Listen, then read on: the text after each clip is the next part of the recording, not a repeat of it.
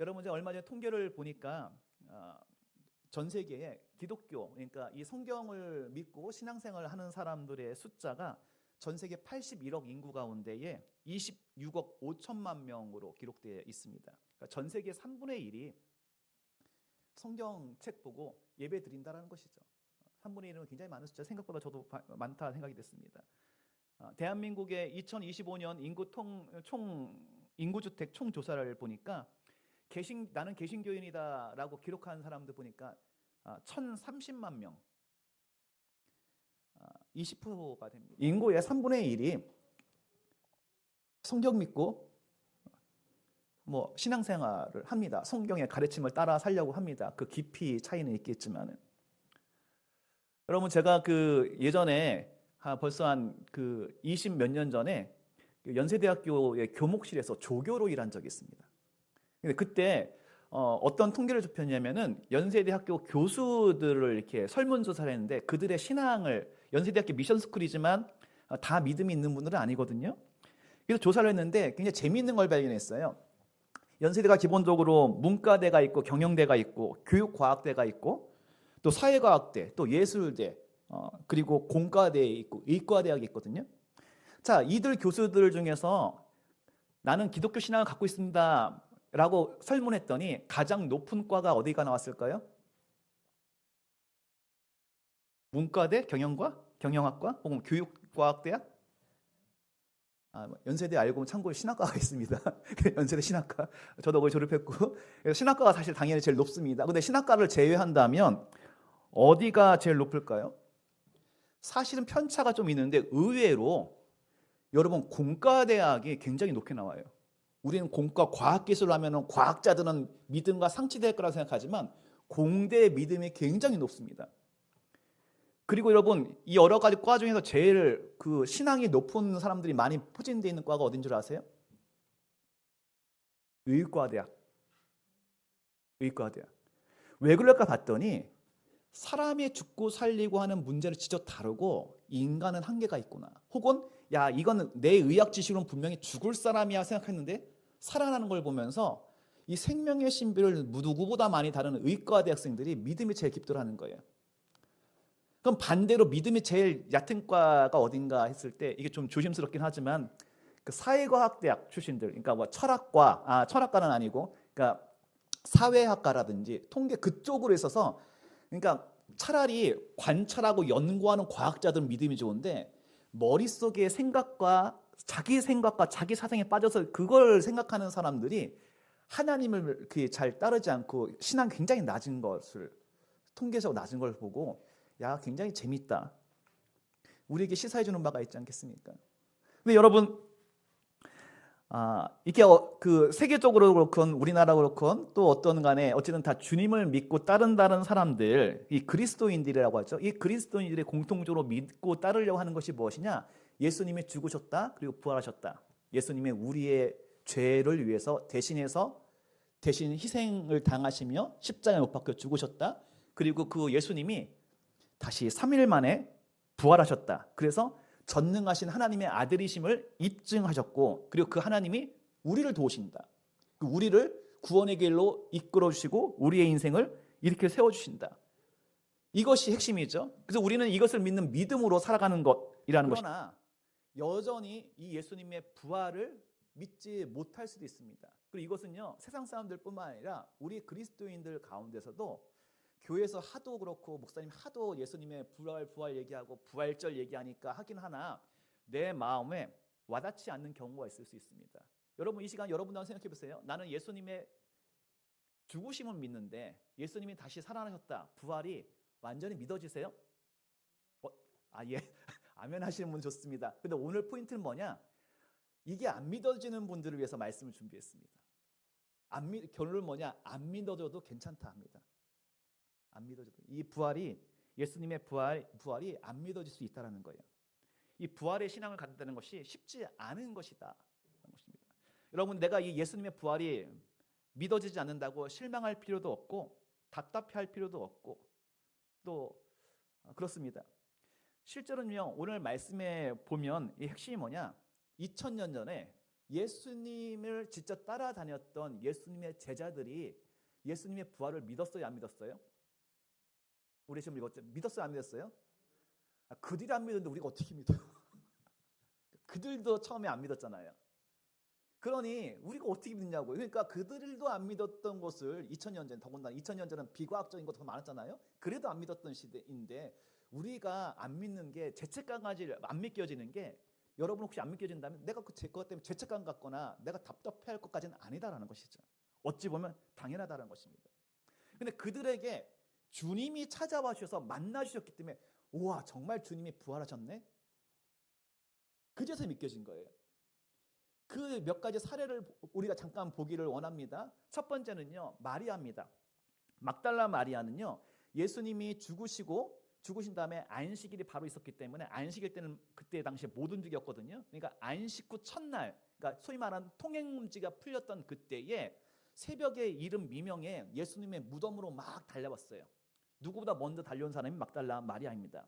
그런데 이 사람은 향유와 세마포를 가지고 왔습니다. 왜? 예수님이 십자가에 못 박히셨을 때 제대로 장사 지내지가 않았기 때문에 다시 한번 자기가 온전한 장래의 시신 수습을 위해서 한다고 생각하면서 향유와 세마포를 가지고 온 사람입니다. 달리 말하면 예수님이 다시 살아나실 거라는 부활신앙이 없었던 사람이 바로 마리아예요. 그러나 너무나 주님을 사랑하는 마음에 안타까우니까 달려나왔던 것이죠. 그런데 뜻밖의 이 마리아가 와보니 돌문이 열려 있어요. 생각지도 못했던 일이에요. 돌문이 열어놓은 보니까 예수님이 시신이 없는 거예요. 그래서 이 사람은 순간 어떻게 생각하느냐, 예수님이 부활하셨다는 생각은 전혀 못하고 누가 이 예수님의 시신을 훔쳐갔는가, 그렇게만 생각했습니다. 놀래서 다시 예수님의 제자들이 있는 곳으로 갔습니다. 그리고 예수님의 수제자였던 베드로와 요한에게 왔습니다. 베드로와 요한은 예수님이 시신이 없다는 얘기 듣고선 놀래서 다시 그들도 돌무덤으로 왔죠. 그런데 보니까 없는 거예요. 없으면 예수님의 제자들 정도 됐으면 예수님이 혹시 부활하셨나 그 생각을 해야 되는데 그런 생각 전혀 못하고 다시 집으로 가요. 그리고요, 예수님 시신이 없어졌으면 어떻게 돼요? 예수님 시신을 찾아야 되잖아요. 근데 그 생각도 못해요. 왜? 이들은 지금 너무 낙심해가지고 예수님이, 내가 따라다니고 나의 인생의 희망이었던 예수님이 죽으셨구나, 무참하게 죽으셨구나, 그 생각 때문에 지금 넋이 나가 있어요. 그러니 그냥 시신이 없네 그러고선 그냥 집에 들어가 버렸어요. 이게 오늘 예수님의 제자들의 모습이었다라는 것입니다.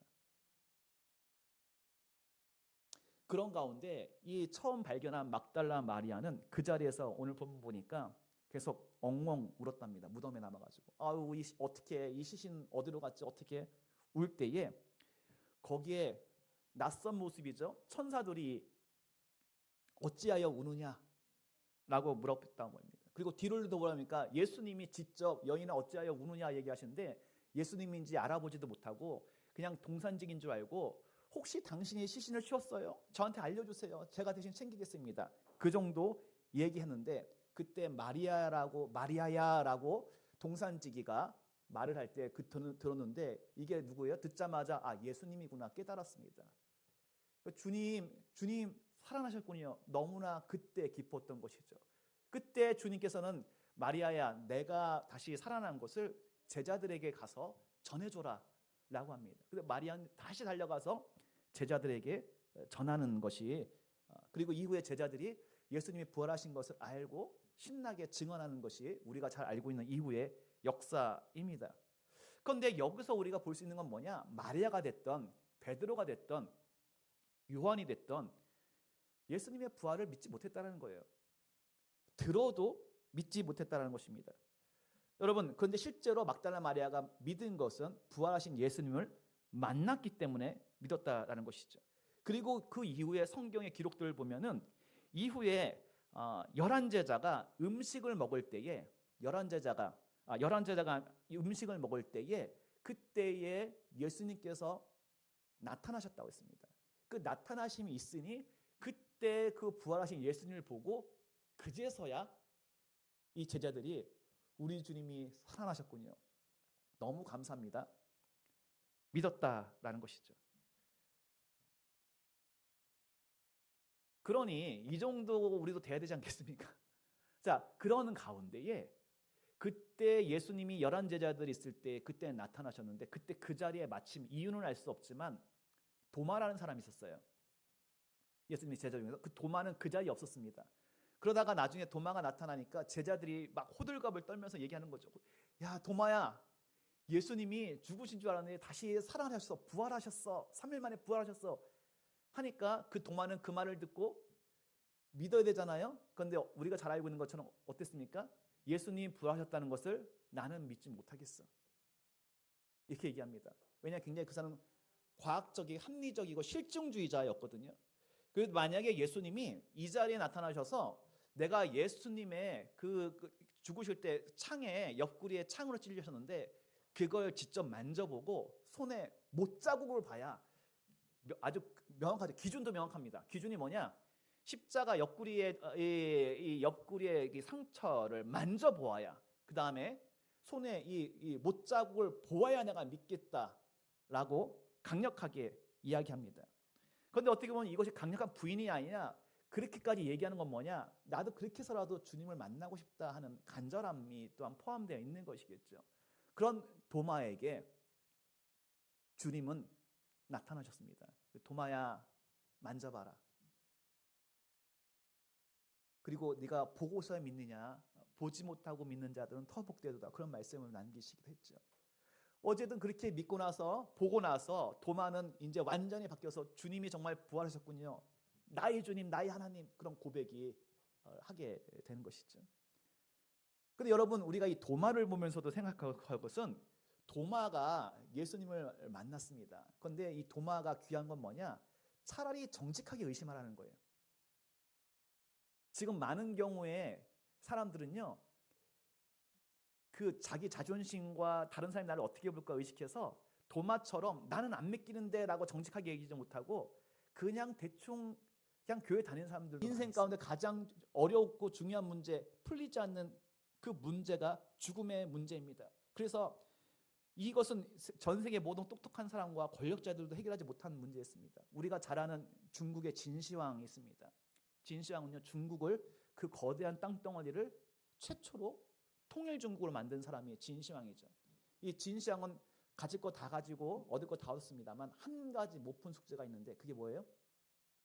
늙어서 죽는 것에 대한 두려움. 그래서 이 문제를 해결하기 위해서 모든 신하들을 전국과 전 세계로 흩어 보냈죠. 그래서 찾으라고 한 게 뭐예요? 불로초. 늙지 않고 죽지 않는 방법을 알아오라. 근데 결국 찾았어요? 못 찾았어요? 못 찾았기 때문에 죽었지 않습니까? 진시황의 한 가지 못 푼 숙제. 천하 중국을 다 통일하고 권력을 다 쥐었고 모든 지식을 다 가졌지만 그가 못한 숙제 딱 한 가지가 있는데 그게 뭐냐? 불로초를 얻지 못한 것이었습니다. 그런데 우리 예수님께서 이 문제를 푸신 거예요. 이 문제를 해결하신 거예요. 여러분, 우리가 고3 때 수학 공부한 적 있습니까? 고3 수학 얼마나 힘들어요. 미분, 적분.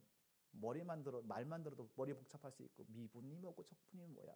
그런데 미분, 적분을 잘 푸는 한 수학 그 선생님이 있다고 해보세요. 미분과 적분, 고3 수학을 거뜬히 푼 학생이 생각해보세요. 그 사람한테 초등학교 1, 2학년 더하기 빼기 곱하기 나누기 풀려면 풀겠어요? 못 풀겠어요? 당연히 너무 쉽게 풀겠죠. 너무 쉽게 풀겠죠. 고등학교 3년 수학 미분과 적분을 푸는 사람이면 초등학교 1학년 혹은 유치원 아이들이 배우는 1 더하기 1은 2, 2 더하기 2는 4. 이거 풀 수 있단 말이에요. 우리 인생의 가장 어려운 죽음의 문제를 푸신 예수님, 그 능력을 가진 예수님이 저와 여러분의 인생의 다른 문제들은 너무 손쉽게 푸실 수 있고 풀어주신다는 것이죠. 그 능력의 예수님이 우리들에게 찾아오셨다니까요. 우리들이 찾아오시고 뭐라고 말씀하시느냐? 마태복음 28장에 보니까 볼지어다 내가 세상 끝날까지 너희와 항상 함께 있으리라. 볼지어다 내가 세상 끝날까지 너희 항상 함께 있으리라. 이 능력의 하나님, 능력의 예수님, 부활의 예수님이 말씀하시고 약속하신 것이 볼지어다 내가 세상 끝날까지 너희와 항상 함께 있으리라. 그러므로 여러분, 이 부활의 주님이 우리와 함께 계시다면 여러분, 우리 인생 가운데 지금 실패가 있고 좌절이 있고 뭔가 인생이 풀리지가 않고 내 손에 아무것도 없는 것 같다라고 하실 수 있는 분이 있다면, 그 낙심 가운데 있는 분이 있다면, 뭔가 해도 자꾸 안 된다라고 생각하시는 분이 있다면, 여러분 그건요 실패가 아니라 과정에 불과합니다. 우리 인생 가운데 실패가 있다고 낙심할 것이 아니라 그것은 실패가 아니라 과정입니다. 오늘 설교 말씀의 제목이 그래서 실패가 아니라 과정이다라는 것입니다. 이것은요 이보 전진을 위한 일보 후퇴입니다. 여러분의 삶이 그렇다는 것입니다. 높이뛰기 선수들이 높이 뛰려면 먼저 다리를 구부려야 되는 것처럼, 여러분 예수님의 죽음은 제자들에게 충격이었습니다만은 그건 뭐예요? 반드시 거쳐가는 과정이었어요. 예수님의 죽음이 사람들은 처음에 실패로 받아들였습니다. 이제 끝이야. 예수님이 우리의 구원자요 희망이라고 생각했는데 그 예수님이 십자가에서 고난당하시고 죽으셨을 때 많은 사람들은, 모든 제자들은 이제 끝났구나 낙심했는데, 사실은 예수님이 십자가에 못 박혀 죽으신 것은 우리의 죄를 대신하시기 위함의 첫 번째요. 그 다음에 부활의 영광을 위해서 반드시 거치시는 과정이었다는 거예요. 여러분 죽음이 있어야 부활이 있죠. 이건 사도 바울도 얘기했던 것처럼 땅에 씨앗을 뿌리고 흙을 덮어서 무덤처럼 해야 그 밑에 있는 씨앗이 죽은 것 같았지만 다시 싹이 자라나서 엄청난 나무를 맺는 것처럼, 죽음 같은데 그것이 과정이 돼서 다시금 승리의 길로 걸어가는 것이고, 이러한 능력의 주님, 부활의 주님이 저와 여러분이 함께 하시기 때문에 이 시간 여러분, 저와 여러분, 우리가 뭔가 인생이 안 풀리고 답답하고 지금 내 인생 왜 이래 실패한 것 같고 이제 아무것도 없고 내 인생은 망했어, 내 인생 이번 생은 망했어 라고 생각하고 있는 분들에게 부활의 주님은 말씀하세요. 아니야, 너희들 실패가 아니야, 끝이 아니야, 그건 과정이야. 그리고 심지어는 필연적 과정이야. 너희들이 그것이 있는 것을, 그 과정을 거쳐서 이제 부활의 영광에 나 함께 동참하고 다시금 일어나서 승리의 길로 나아가자. 여러분 이 은혜가, 이 능력의 말씀이 여러분의 10년 가운데 온전히 임하기를 주의 이름으로 축원을 드립니다. 하나님께서 오늘 여러분에게 주시는 귀한 말씀입니다. 이 말씀 저도 듣고 여러분도 같이 듣고 있는데, 오늘 주님께서 말씀하십니다. 부활의 주님, 능력의 주님께서 너희들에게, 이 부활의 예수님께서 친히 말씀하십니다. 너희들에게 이 말씀을, 이 이야기를 한다. 너희들의 지금의 실패와 낙심, 내 손에 아무것도 없고 인생이 안 풀리는 것 같은 거, 이거 다 과정이야. 걱정하지 마, 낙심하지 마, 절대 포기하지 마. 이건 단지 과정이야. 그리고 이제 나와 함께 일어나자. 내가 세상 끝날까지 너와 함께 할 것이다. 내가 너와 함께 한다. 그 은혜 가운데서 나아간 저와 여러분 되시기를 주의 이름으로 축원합니다.